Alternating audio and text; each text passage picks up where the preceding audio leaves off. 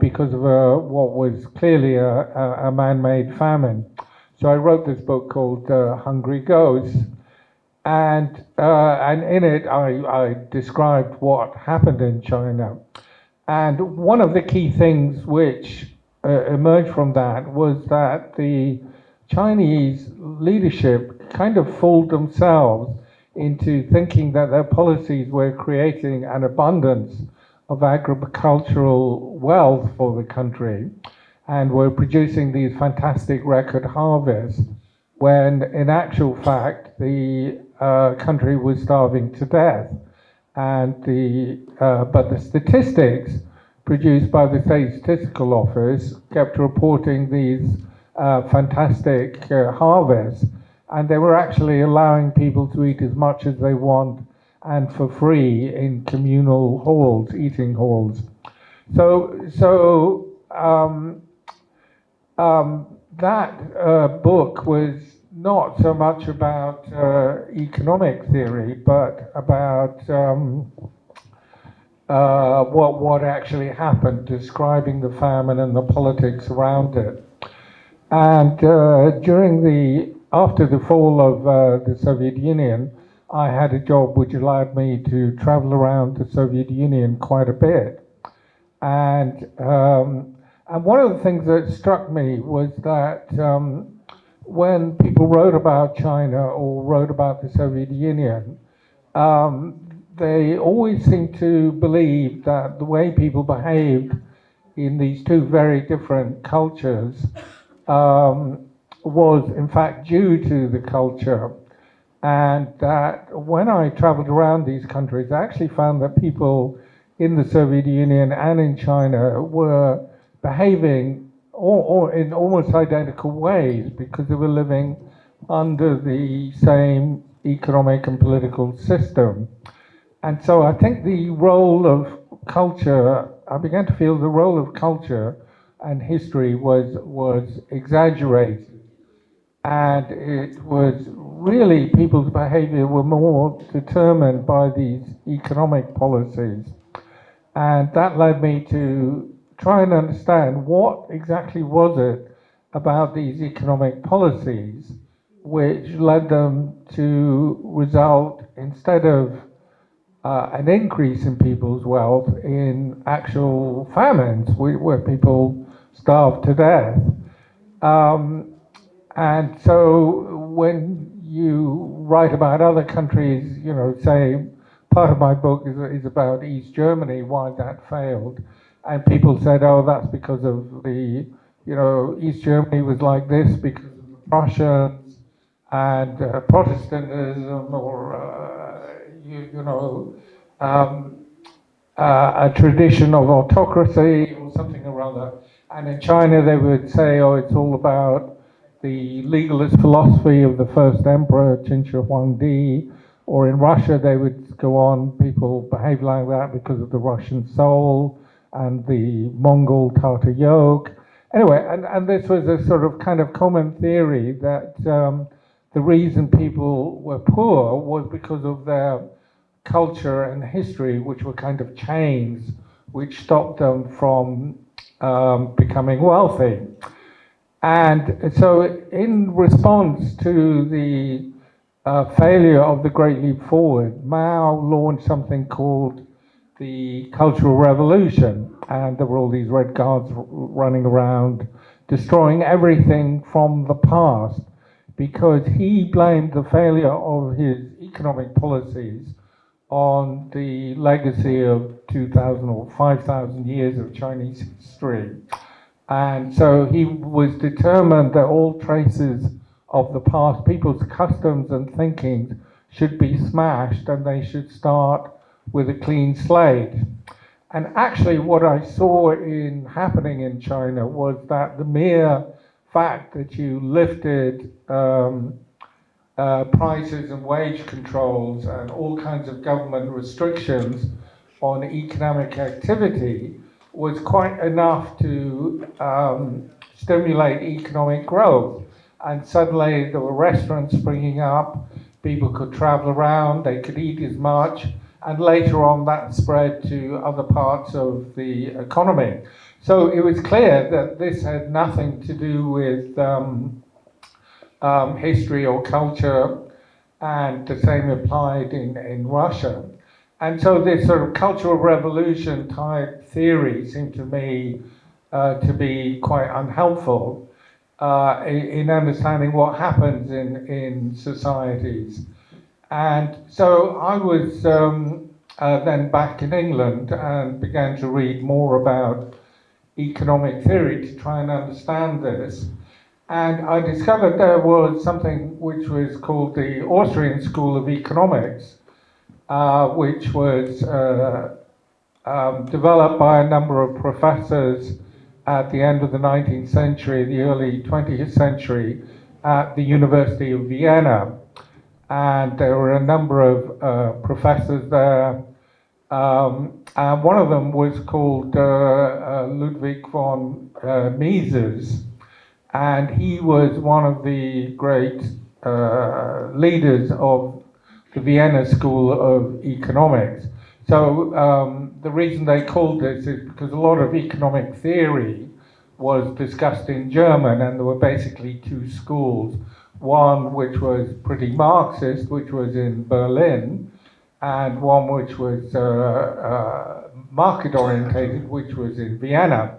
And later on, these professors emigrated to the United States, and this debate continued in the United States. So the Austrian School of Economics is also called the monetarist school of economics or the right-wing school of economics. And basically the two schools differ.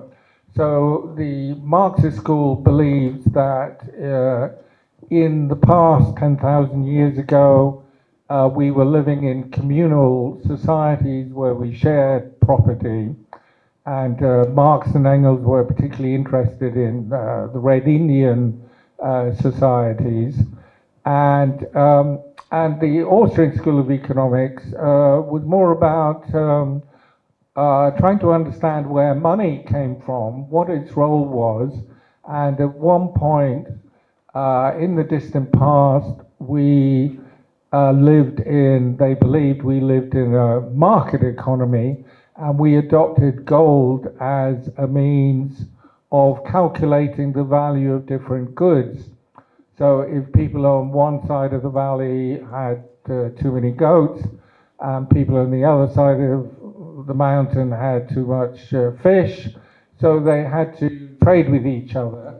And the more goods that were being traded, the more you needed a universal means of counting, a numeraire, and that was gold because it was shiny, it didn't go bad, you could divide it easily, and there wasn't much of it. It was of limited supply.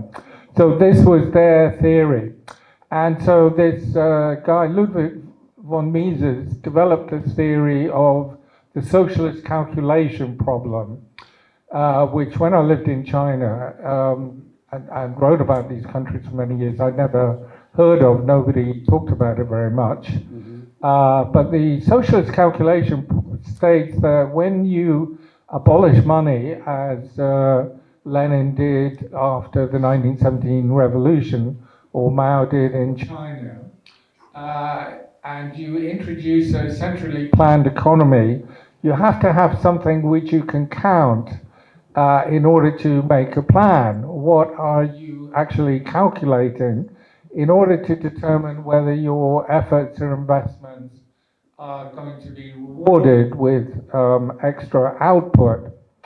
So in a market economy where you have private property, two individuals agree on the value of something according to their own beliefs, which is also called the marginal utility theory, of what they value more. So if you've got more goats, you don't value them very highly because you've got loads of them.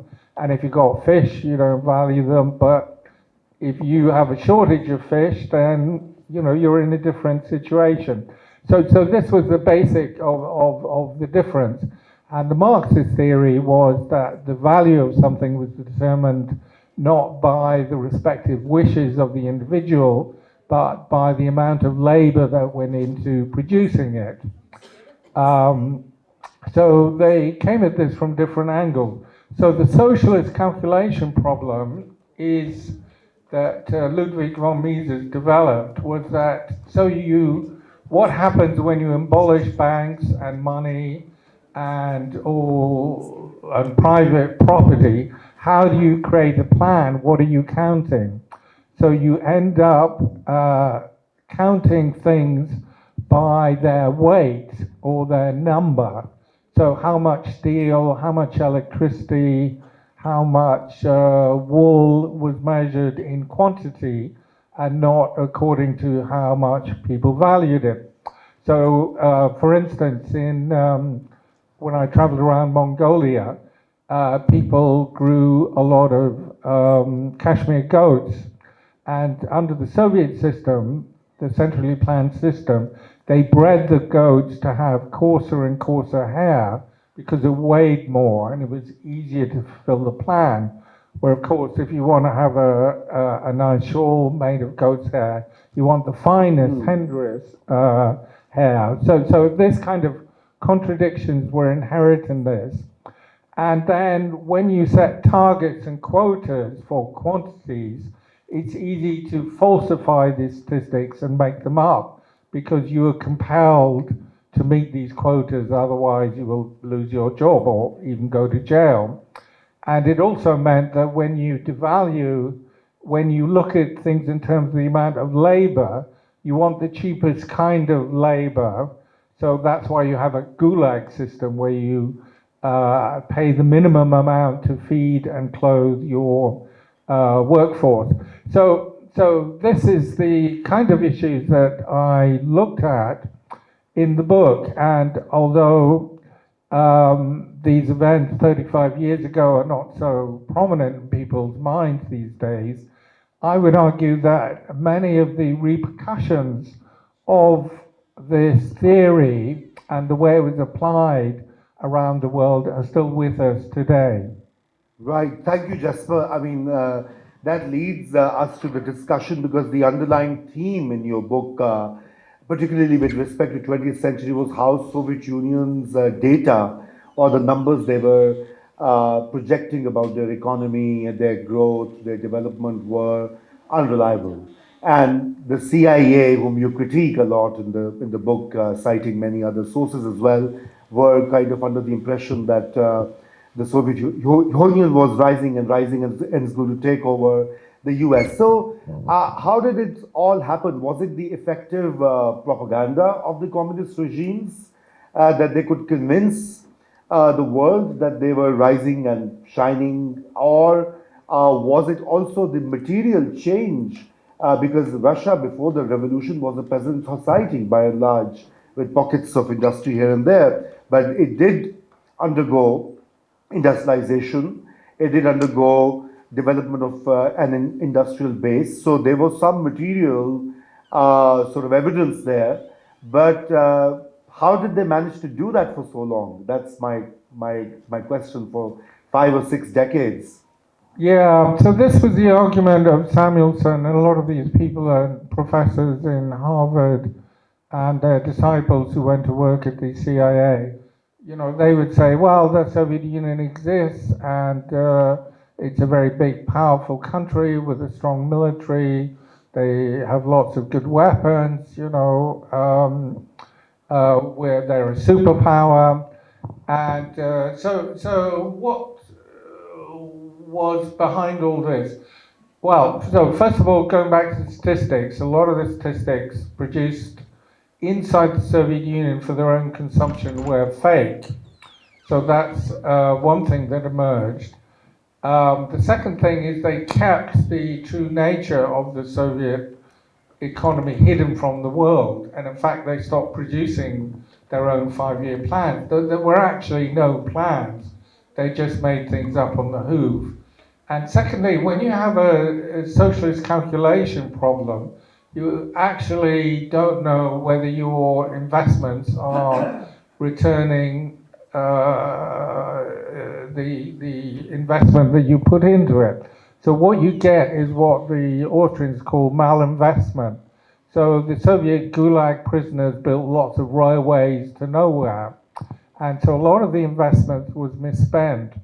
And the biggest thing that they misspent money on, and the real reason these societies collapsed, is because after the end of the Cold War, we discovered that the Soviet Union was devoting about 30 or 35% of its economy, of its resources, into the military. So they accumulated something like 80,000 tanks and armored personnel carriers, which are the armored personnel carriers and tanks which are being destroyed in the war between Russia and Ukraine at the moment.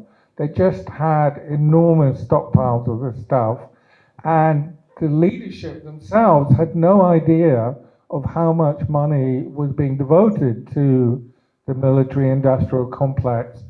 So in a normal economy, you're devoting between 2 and 5%. And then the CIA kind of gradually raised it. They began to get more intelligence from defectors and whatnot. So then they started saying, oh, maybe it's 7%. Then it went up to 12%. Then at the end of the Cold War, we were thinking, actually, these guys could be spending 15%. But it was actually a third of the economy. And the same thing happened in China. The Maoist state devoted something like 30 or 40% of its GDP to the military. They built up enormous amounts of quantities of weapons. I mean, the technology was poor, but and when I went to China in the 80s, everyone was dressed in a uniform. So this is one of the major distortions of these economies, that they themselves couldn't understand what was going on. And when I went to these economies, I thought they had like two sets of books, one for propaganda and then another set of hidden books where they actually knew what was going on. But I discovered this was not the case. They had no idea what they were doing. So coming back to Soviet Union, would you say, I mean, that's the argument that you talk about the defense spending, all the nuclear warheads at the time of the fall of Berlin Wall, that the high military expenditure contributed to the fall of Soviet empire? Yeah, it's a prime example of malinvestment when you don't know. A lot of this investment was completely useless because in the end it didn't stop the Soviet Union from going bankrupt, because they had, vast numbers of tanks, but they didn't have enough to eat. So they relied on the West to sell them food, and they started and the only way they could finance the imports of the things they needed was by selling raw materials like oil, gas, and timber, things where quality didn't matter, only quantity, and things they could actually count. So they couldn't produce any consumer goods at a competitive rate. So the Soviet Union and China became reliant on imports of food, and they attempted to finance that by exporting raw materials. So in the 30s, they discovered these gold fields in the Russian Far East, these Kolyma gold fields. So they exported gold. And later on in the 70s, when the economy was about to collapse, they started producing oil and gas and building these pipelines, and that kept it going. And so the successor state, Russia, has since then depended on these exports of oil and gas to keep going. Right. So by 80s and 90s, Soviet Union was going bankrupt, internally exploding.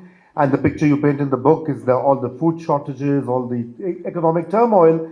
But China, on the other hand, despite all the history that you recount in terms of famines and price controls, etc., had embarked on an ambitious reform program under Deng Xiaoping in the 80s.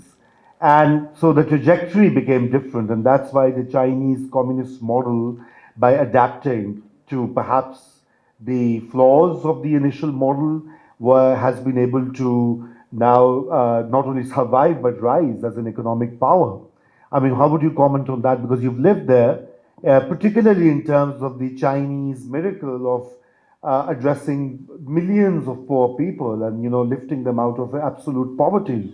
That has been something that the world has been talking about. I mean, including in Pakistan, we look at the Chinese example and we cite it as a successful model where millions of poor have been, their lives have changed. Yes, so I think we all know this story. So what actually happened? Well, the first thing Deng Xiaoping did when he came to power after the death of Mao was to drastically slash military spending. He allowed all the state enterprises which built all these tanks and airplanes and whatnot to go bust, and he sold off shares, and he forced them to go into the market economy, and he attracted investment to create an export business. And although China doesn't have the oil and gas that Russia does, it had a vast amount of cheap labor. So he was able to utilize that. And the problem that all these countries face when you dismantle a state-run, centrally planned economy is that when you have an economy of shortages and you lift the controls and you let everybody do what they want, you unleash hyperinflation. You basically then have to go back to a real economy with a real currency, and the price of that is 2 or 3 years of shock therapy, hyperinflation, and you can't escape that. So that means that you are going to become extremely unpopular. But the countries which did this very successfully, like Poland, have thrived. Other countries which didn't do this, although they were very similar, like Ukraine, had much more problems. And China chose the path of avoiding shock therapy. They didn't want hyperinflation. So what they embarked on was a gradual dismantling of price controls over 30 or 40 years. And they didn't move to establishing a real currency. So the currency in China is artificially protected. It is not a hard currency. You cannot exchange it. So there are all these capital controls. And there are also enormous amounts of controls on people's movement and freedom of speech and property rights and so on. So, so what are the actual consequences of that? Well, it became a massive industrial power, a massive export economy, but it also, because of the question about the currency, you couldn't actually properly evaluate the value of their investments. So you have a lot of malinvestment in China. So vast amounts of money have gone into building railways and apartment blocks that have now crashed the economy. So they have enormous debts, and the Chinese model is now in a very difficult place. So they've done a lot of things right, but they've also done a lot of things wrong. Okay, that's really helpful. So, but I do want to get back to Soviet Union's trajectory. So one of the things that I felt that perhaps I would talk to you about was that after the fall of communism in Soviet Union and that whole decade of shock therapy and economic meltdown, the average life expectancy declined. The Soviet Union had, healthcare, housing, other things taken care of, which either became privatized or became absent, and there was a hardship period for more than a decade. So, don't you think that the Soviet model, despite all its flaws and the falsification of numbers that you very assiduously record, was providing certain basic necessities to the people, like housing, heating, healthcare, education, because it was also a very, very, the literacy rate, higher education rates were pretty high. I mean, again, the numbers are what we read from the Soviet official documents, but was that not a redeeming feature, you would say? Yes, this is something that is often raised, and a lot of people believe that. My personal experience of going around the Soviet Union, I went to all the stands in the Soviet Union. I went to the Russian Far East. I went to St. Petersburg and Moscow, and everything was in a completely dilapidated state. The healthcare was atrocious. There simply wasn't enough to buy anywhere, and I think this was an illusion. And what they actually did was to keep people happy. Was they essentially pretended to pay people, so you couldn't buy anything with this money because there weren't any consumer goods, because everything was going into making tanks. So everybody accumulated, and this was true in China, an enormous amount of savings of a worthless currency. It's worthless because you can't buy anything with it. So this was a hidden inflation, and the quality of the housing, the cars, the healthcare was extremely poor compared to almost any country. So the numbers didn't really tell you the true story. And the basic thing is they couldn't provide the food that people needed. That's the basic resource that you need. Any government has to provide. So, and this was very much the same in China. People were incredibly poor, but they had these large savings. And when you started the reforms, everybody tried to spend their savings on the limited amount of goods that were available. And then within a few years, there was no longer a shortage of eggs or chickens, and that gradually, then there was no longer a shortage of clothing, then there was no longer a shortage of bicycles, and then there was no longer a shortage of housing, and now they have too much.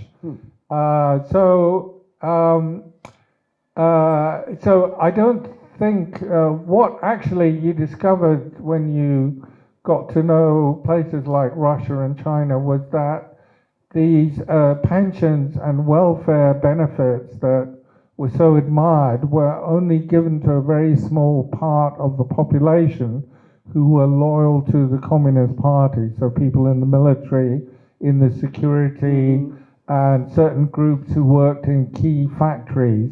And they had a very good cradle-to-grave welfare system.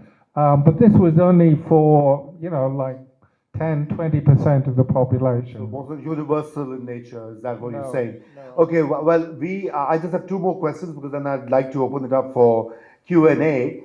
First is coming to the contemporary times and the rise of Vladimir Putin, who's like the sort of the uncrowned autocrat of Russia. How far is he a continuation of the communist system that you describe in detail in terms of his control over the intelligence services? He was a creature of the Russian KGB itself, and his control over different, the society, the politics, the state structures. Is there departure, or is it like old wine in a new sort of bottle? The one thing where the state retained control over prices and ownership after the fall of the Soviet Union was the most lucrative thing, which was the export of oil and gas. So that depended on some Western technology, but it's basically something which flourished in the Soviet system.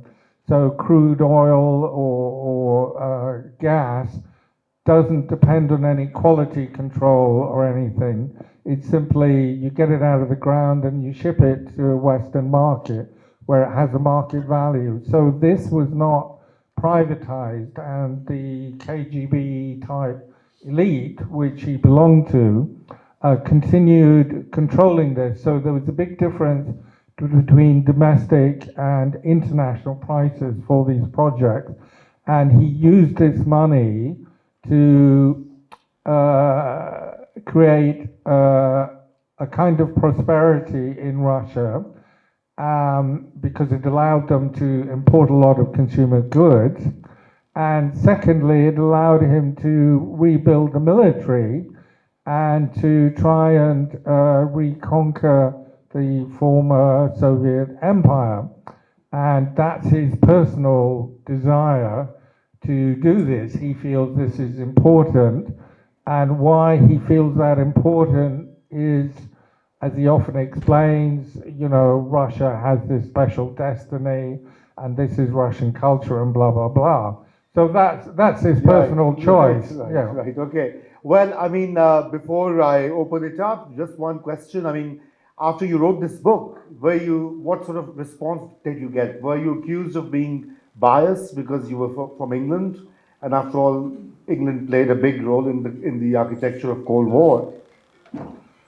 Well, I have to say, it was extremely difficult to get this book published by university presses, because what they do is they send it around to people on the left and the right, and they've got to get a consensus. So if people on the left, economists, don't like this to be known, they will veto it. And, so the problem is most economists and intellectuals, and this is something Ludwig von Mises wrote about during his career, they are inherently inclined to central planning, because in order to be involved in a rational, logical kind of central planning system, you need to have a PhD, you need to have lots of qualifications.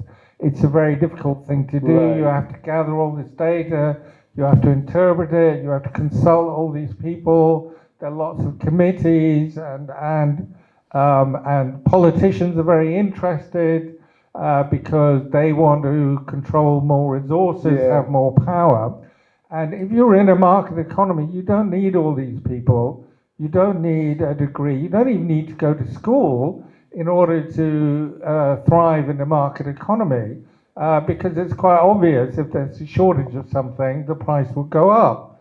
And, you know, making people welcome and so on. So in China, for instance, what I'm talking about is after, in the 1980s, when they started happening, people hadn't had any proper schooling for nearly 20 years. And all those people came back to the cities and they all started businesses, and all the peasants started making loads of money. And you don't need an education to thrive in a market economy. I mean, you need an education to do some technology, but you don't need any special professional licensing system. So that's the great appeal about it, is you can actually do an awful lot by the government just stepping aside and allowing people to do what comes naturally. Okay, well, I guess we'll have to end this great session. Thank you, Jasper, for all the ideas. Give him a big hand. I'd hoped that some comrades would be here and they would challenge, but you know, sadly, comrades are missing in action like the rest of the country. Well, one comrade did challenge. Well, one was enough. Okay, thank you. Okay, thank you, Jasper. Thank you very much.